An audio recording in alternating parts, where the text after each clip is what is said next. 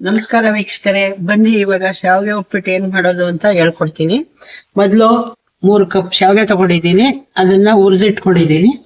ತರಕಾರಿ beans, carrot, ಈರುಳ್ಳಿ, capsicum, ಕರಿಬೇವಿನ ಸೊಪ್ಪು, ಹಸಿ ಮೆಣಸಿನ್ಕಾಯಿ, ಕೊತ್ತಂಬರಿ ಶುಂಠಿ, ಕೊತ್ತಂಬರಿ ಸೊಪ್ಪು, ಒಗ್ಗರಣೆಗೆ ಎಣ್ಣೆ, ಉದ್ದಿನಬೇಳೆ, ಸಾಸಿವೆ, ಕಡಲೆಬೇಳೆ, ಒಂದು ಸ್ವಲ್ಪ ಚಿಟಿಕೆ ಅರಿಶಿನ ಪುಡಿ, ರುಚಿಗೆ ತಕ್ಕಷ್ಟು ಉಪ್ಪು. ಈಗ ಮಾಡೋದು ಹೆಂಗೆ ಅಂತ ಹೇಳ್ಕೊಡ್ತೀನಿ ಬನ್ನಿ. ಫಸ್ಟ್ ಸ್ಟವ್ ಹಚ್ಕೋಬೇಕು. ಹಚ್ಚಿದ ನಂತರ ಬಾಣಲೆ ಇಟ್ಕೊಂಡಿದ್ದೀನಿ.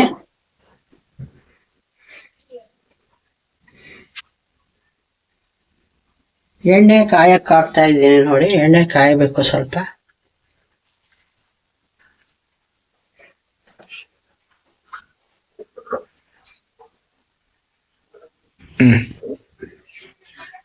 ಒಗ್ಗರಣೆಗೆ ಸಾಸಿವೆ, ಉದ್ದಿನಬೇಳೆ, ಕಡಲೆಬೇಳೆ ಇದಿಷ್ಟು ಹಾಕಿದ್ರೆ ಸ್ವಲ್ಪ ಸಾಸಿವೆ ಸಿಡಿಯೋ ತನಕ ಇದು ಮಾಡ್ಕೋಬೇಕು. ಆಮೇಲೆ ರುಚಿಗೆ ಇದು ಶುಂಠಿ ಹಾಕೋಬೇಕು. ಇದನ್ನ ಹಾಕಿದ್ಮೇಲೆ ಕ್ಯಾಪ್ಸಿಕಮ್ ಹಾಕೊಳ್ಳೋಣ.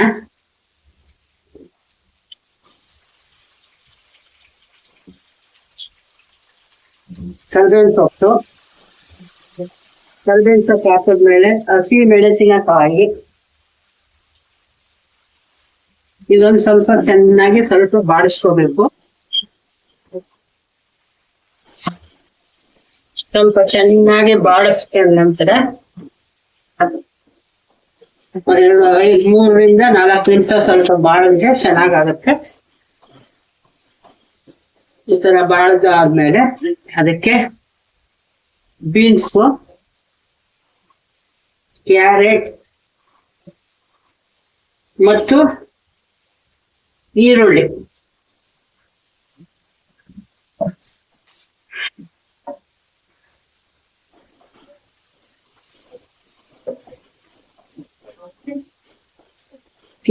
ಕ್ಯಾರೆಟ್, ಬೀನ್ಸು ಸ್ವಲ್ಪ ಚೆನ್ನಾಗಿ ಬಾಡ್ಬೇಕು.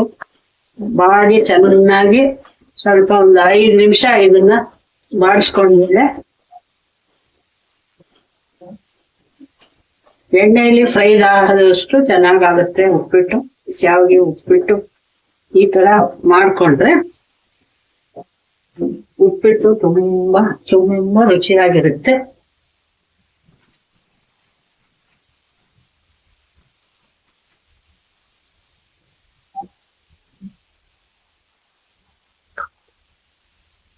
ಸ್ವಲ್ಪ ಅರಿಶಿನ ಪುಡಿ ಹಾಕೋಣ.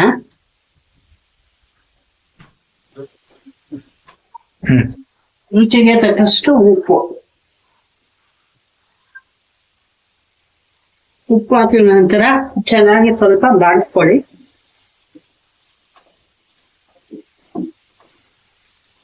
ಚೆನ್ನಾಗಿ ಸ್ವಲ್ಪ ಬೇಯಬೇಕು. ಬೆಂದ್ರೆ ಉಪ್ಪು ಹಿಡಿತದೆ. ತರಕಾರಿ, ಈರುಳ್ಳಿ, ಕ್ಯಾಪ್ಸಿಕಮ್ ಎಲ್ಲ ಇರ್ತದೆ.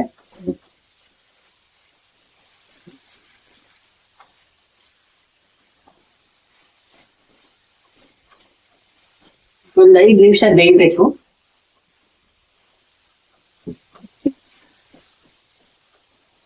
ನೋಡಿ, ಈಗ ತರಕಾರಿ ಎಲ್ಲ ಬೆಂದೈತೆ, ಚೆನ್ನಾಗಿ ಫ್ರೈ ಆಗೈತೆ. ಈಗ ನಾವು ಇದಕ್ಕೆ 3 ಲೋಟ ನೀರು ಸೇರಿಸ್ಕೊಳ್ಳೋಣ. ತರಕಾರಿ ಎಲ್ಲ ಬಂದ್ಮೇಲೆ 3 ಲೋಟ ನೀರು.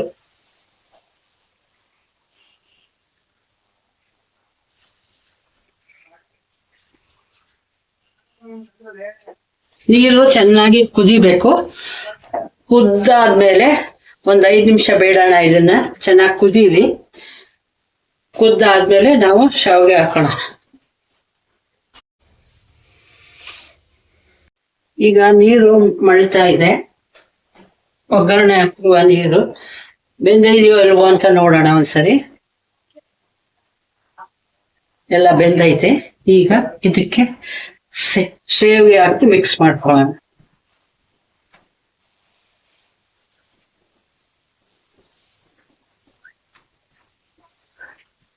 ಸೇವಿಗೆ ಹಾಕಿ ಮಿಕ್ಸ್ ಮಾಡಿದ ನಂತರ ಸ್ವಲ್ಪ ಚೆನ್ನಾಗಿ ಎಲ್ಲಾನು ಕೆದಕ್ಕೋಬೇಕು. ಎಲ್ಲ ಮಿಕ್ಸ್ ಆದ್ರೆ ಚೆನ್ನಾಗಾಗತ್ತೆ. ಬಿಟ್ಟು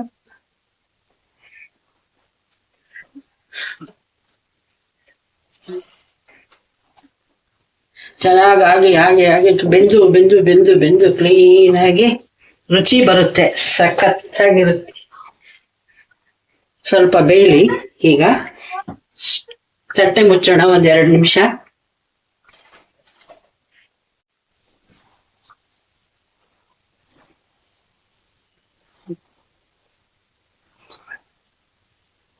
ಈಗ ಇದನ್ನ ಚೆನ್ನಾಗಿ ಬೇಯ್ತಾ ಇದೆ. ಬೆಂದ್ಮೇಲೆ ಇದನ್ನ ಕ್ಲೀನ್ ಆಗಿ ಕೆದಕ್ಕೋಬೇಕು. ಕೆದಕೊಂಡ ನಂತರ ಇದಕ್ಕೆ ಕೊತ್ತಂಬರಿ ಸೊಪ್ಪನ್ನ ಆಡ್ ಮಾಡ್ಕೊತಾ ಇದ್ದೀನಿ.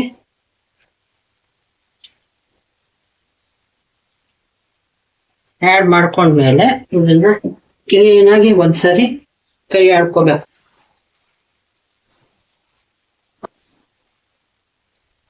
ಕೈ ಆಡಿದ ನಂತರ 2-3 ನಿಮಿಷ ಮುಚ್ಚಿಟ್ಬಿಟ್ರೆ ಉಪ್ಪಿಟ್ಟು ಸೇವಿಗೆ ಉಪ್ಪಿಟ್ಟು ರೆಡಿ ಆಗುತ್ತೆ. ಆಮೇಲೆ ನಾವು ಅದನ್ನ ಸರ್ವ್ ಮಾಡ್ತಾ ಇದ್ದೀನಿ.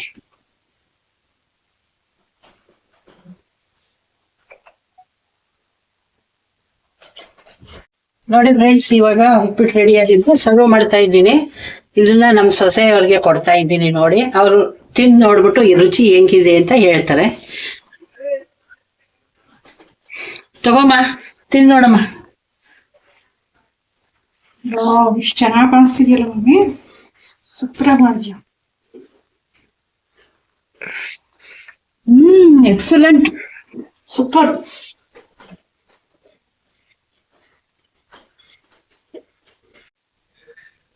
ದಯವಿಟ್ಟು ನಮ್ಮ ವಿಡಿಯೋ ನೋಡಿ ಸಬ್ಸ್ಕ್ರೈಬ್ ಮಾಡಿ. ಮುಂದಕ್ಕೆ ನಾವು ವಿಡಿಯೋ ಮಾಡೋದನ್ನ ನೋಡ್ತಾ ಇರಿ.